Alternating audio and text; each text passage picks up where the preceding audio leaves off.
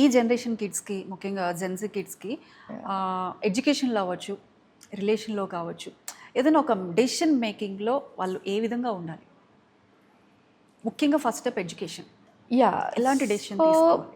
Basically ప్రతి ఒక్కరికి ఒక ఇంట్రెస్ట్ ఫ్యాక్టర్ అని ఉంటుందండి. సో ఆ ఇంట్రెస్ట్కి ఫస్ట్ మీరు తెలుసుకోండి, what are you good at. మనకి చైల్డ్హుడ్లోనే మన సబ్జెక్ట్స్ దీన్ని బట్టి, మార్క్స్ బట్టి, లేకపోతే ఇంట్రెస్ట్ అంటే ఏదో ఇప్పుడు సైన్స్ చదువుకుంటే హ్యాపీగా అనిపిస్తుంది. ఇప్పుడు నేను చిన్నప్పుడు అట్లా ఉంటుండే నా situation. That's the reason I become a doctor. Science book అంటే నాకు ఇష్టం, రివిజన్ అదే చదువుతుండే. మ్యాథ్స్ అంటే నాకు ఐషివేక్ అబ్బా ఓకే ఫైన్ తర్వాత చూద్దామని అనుకుంటుండే. So when you know what you like and మీరు అదే స్ట్రీమ్ వెళ్ళడం better. And I request to the parents that don't force your kids. ఇప్పుడు మీరు డాక్టర్ ఉన్నారు, but your kids want to get in to finance or anything which is related to law or anything which is not being a doctor. Support them, okay, don't discourage them. నేను doctor ఉన్నాను కాబట్టి నువ్వు doctor అవ్వాల్సిందేనే, నా clinic నువ్వే నడిపించాలి, నా hospital ఇంకా ఎవరు నడిపిస్తారు, అట్లా ఏం లేదు. We have seen examples where the father is a doctor, he has opened a hospital. The child doesn't want to be a doctor. వాళ్ళు ఏదో ఫైనాన్సో లేకపోతే ఏదో ఎంబీఏనో లేకపోతే బీటెక్లో చేద్దాం అనుకుంటారు. సో మై ఎగ్జాంపుల్లో వాళ్ళు ఎంబీఏ చదువుకొని they became better administrators. So ఈరోజు వాళ్ళ they have more than 4 to 5 hospitals. ఒకవేళ డాక్టర్ అయితే ఆయన కూడా పేషెంట్ చూసేటోడేమో, కానీ 4 to 5 హాస్పిటల్స్ ఓపెన్ చేసి is recruited doctors, is become CEO. So let them do what they want. తప్పు దారిలో పోతున్నప్పుడు ఖచ్చితంగా చెప్పండి. లైక్ సమ్టైమ్స్ ఇప్పుడు మనం ఫ్రెండ్స్ గ్రూప్లో వెళ్ళి మనము అది నా ఫ్రెండ్ ఇది చేస్తున్నాడు నేను కూడా అది చేయాలి అట్లా కూడా ఉండొద్దు. రేపు నీ ఫ్రెండ్ ఆ ఇంట్రెస్ట్ ఉంది కాబట్టి చేస్తున్నాడు, నీకు ఆ ఇంట్రెస్ట్ ఉందా లేదా ఫస్ట్ చూసుకో. ఆ ఇంట్రెస్ట్ ఉంటే వెళ్ళు, ఓకే. ఫ్రెండ్ చేస్తారని చేయకు. ఆ ఫ్రెండ్ ఎన్ని రోజులు ఉంటాడు, డిగ్రీ అయ్యేదాకా ఉంటాడు, దాని తర్వాత ఆయన పెళ్లి చేసుకుంటాడు, ఆయన వేరే దగ్గర వెళ్ళిపోతాడు, నీ భవిష్యత్తు ఏంటి? So first understand what you want, discuss with parents. There are so many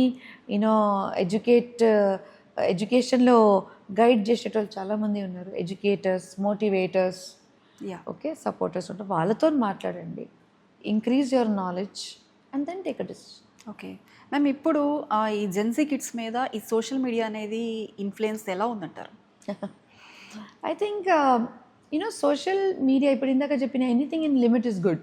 okay, social media gives you an insight of what is going on throughout the world, but there are lot of I don't know, I think కొన్ని filters ఉండాలి ఇన్స్టాగ్రామ్లో. Yes, లేకపోతే surely will be spoiling our kids. కానీ ప్రతిదానికి ఒక time ఉండాలి. మీరు రోజు మొబైల్ చేతిలో ఉంది కాబట్టి మీరు ఇన్స్టాగ్రామే చూసుకుంటూ కూర్చోండి, and it's like a addiction అండి. ఒక్కసారి మనం అనుకుంటాం 15 నిమిషాలు ఇన్స్టాగ్రామ్ చూసేసి మళ్ళీ will get back to work, కానీ ఆ 15 నిమిషాలు కాదు, minimum it goes to 1 hour. అది మనం అనుకొని చేయము, కానీ ఇట్స్ అన్ ఎడిక్షన్. సో అది కొంచెం కంట్రోల్ చేయడం ఇంపార్టెంట్ ఉంది. అండ్ చాలామందికి ఒక కాంపిటీషన్ అనేది చేసుకుంటారు, నాకు ఇంతమంది ఫాలోవర్స్ ఉన్నారు, నీకెంతమంది ఫాలోవర్స్ ఉన్నారు, నాకు ఇంతమంది లైక్ కొట్టిరు, నీకెంతమంది లైక్ కొట్టిరు.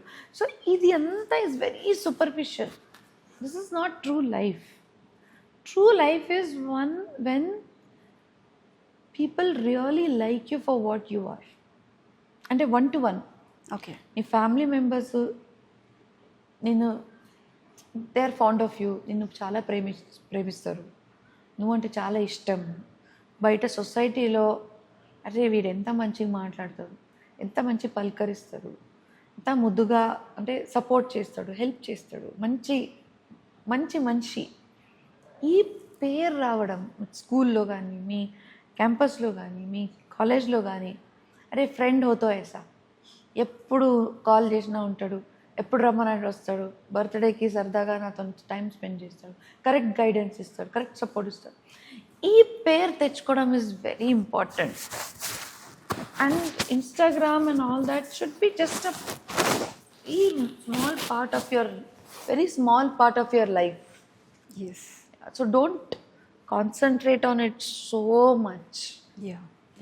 మేమైతే ఈ ఉమెన్స్ డే అంటే ఇయర్లీ 1 డే ఒక ఉమెన్స్ డే అని పెట్టుకొని ఉమెన్కి మనం ఏదో రెస్పెక్ట్ చేస్తున్నాము, లేదంటే ఉమెన్కి ఏదో గిఫ్ట్స్ ఇస్తున్నాం, ఇలా కాకుండా అసలు ఒక ఎవ్రీ డే ఒక సొసైటీ కావచ్చు, ఫ్యామిలీ కావచ్చు, ఉమెన్కి ఎటువంటి గిఫ్ట్ ఇవ్వాల్సిన అవసరం ఉందంటారు?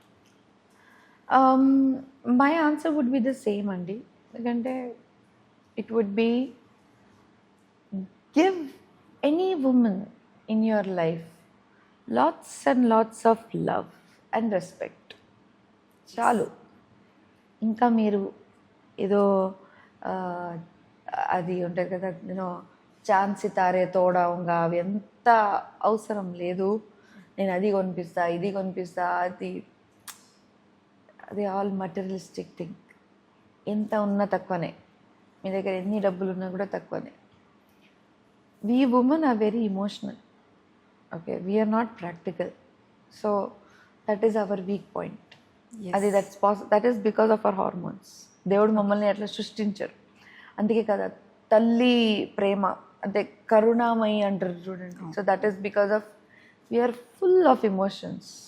Okay, so the only best gift any person or any woman also can give to each other, not only just men, is love and respect. Yes ma'am, women అంటేనే భూదేవితో పోలిస్తారు. భూదేవికి ఉన్న ఓర్పు మహిళలకు ఉంది అంటారు. కానీ ఇప్పుడు మనం డే బై డే చూస్తూ ఉంటే ఆ పేషెన్స్ తగ్గిపోతుంది, ఆ ఓర్పు తగ్గిపోతుంది మహిళల్లో. మనం చూస్తున్నాము యారగెన్సీ, యాటిట్యూడ్స్, కన్నింగ్నెస్. మన కొన్ని సిచ్యువేషన్స్ చూస్తుంటే ఎందుకు ఇలా అవుతుంది అని క్వశ్చన్ చేసుకుంటే దాని వెనుక రీజన్స్ని మనం ఎలా చూడాలంటారు? The difference is feminism. Okay, గతంలో కూడా ఈ క్యారెక్టర్స్ ఉండే. Cunningness it's there. ఇప్పుడు ఏంటంటే సోషల్ మీడియా ఉంది కాబట్టి it's very open to all. గతంలో కూడా ఉంటుండే, కానీ ఏంటంటే ఒక feminism use to overshadow all thing. Feminism అంటే ఇంట్లో పని చేస్తున్నప్పుడు నేను ఒక ఆడదాన్ని, ఇంట్లో పనిచేసి నా భర్త కోసం వెయిట్ చేయాలి, మా అత్త మామ కోసం నేను వండి పెట్టాలి, నా పిల్లల్ని నేను మంచిగా చూడాలి అని ఒక ఫెమినిజం ఉంటుండే. ఇప్పుడు కూడా ఉంది, కానీ ఇప్పుడు ఏమైపోయిందంటే because of the professional competency and competition, I would say not competency, competition, because of the professional competition, women are becoming more like men. We are,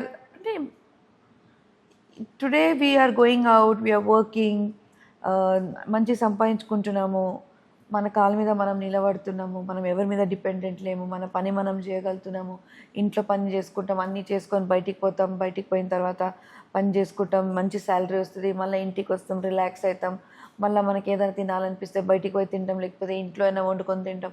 ఇదంతా చేసుకొని మన లైఫ్లో మనం మంచిగా హ్యాపీగా ఉన్నాం. దీంట్లో ఎక్కడ కూడా మనకి మెన్ కావాలని మనకు అనిపించదు. ఇవాళ రేపు that necessity of having a man in your life is decreased. So it's very important for us to still hold back our feminism. అంటే మనం ఎంత పని చేసినా కూడా ఫైనలీ మనం అమ్మాయిలే కదా, మనం ఆ సాఫ్ట్నెస్ మనతో ఉంటేనే కదా, అంటే అదే బ్యూటీ కదా. Our softness is our beauty. లేకపోతే మనకి అబ్బాయికి ఏం తేడా కదా. సో అది మనం తెచ్చుకోగలిగితే ఆ పేషెన్స్, అంటే ఇప్పుడు తెలుగులో అంటారు అందం, అందం అంటే బయట కనిపించే రూపం కాదు, మీ యాక్చువల్లీ మీ గుణం ఏముందో that is the real beauty. అది నిజమైన ఏమంటారు అందం. ఎస్, మీ గుణమే మీ అందం. ఓకే. సో మోస్ట్ ఇంపార్టెంట్లీ మీరు ఒక ఎంత మంచి ఉన్నారు, దాంతో మీ బ్యూటీ, మీ అందంని డిసైడ్ చేస్తుంది అనమాట. సో ఇదంతా అర్థం చేసుకొని సింప్లిసిటీకి ఎక్కువ మనము వాల్యూ ఇస్తూ, education is the power, knowledge is the power. చాలా ఉమెన్కి ఇవాళ రేపు మనం చూస్తాము